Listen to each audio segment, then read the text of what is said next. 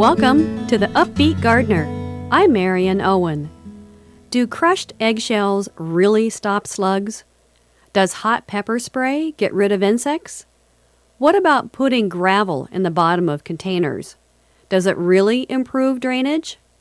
The world of gardening overflows with home remedies. Many of us love to try the natural approach. After all, we believe that solutions fashioned from nature or the kitchen are just as effective as commercial fixes.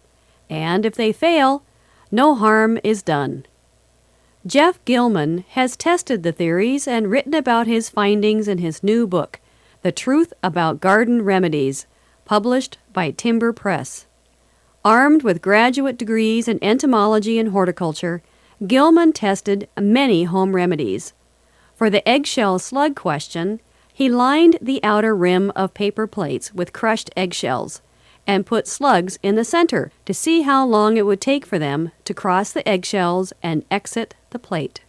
The slugs treated the crushed eggshells like a bridge, not a fence, and left the plates. What did work, Gilman tested, was diatomaceous earth, a light-colored, porous rock made from the skeletons of tiny sea creatures called diatoms. The slugs, he said, quite clearly hated the stuff. The truth about garden remedies debunks many myths, for example, gravel in the bottom of containers, and verifies the truth about others, like hot pepper spray.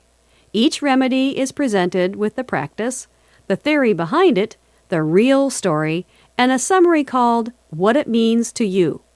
No matter what side of the natural and homemade fence you prefer, I think you'll find this book useful.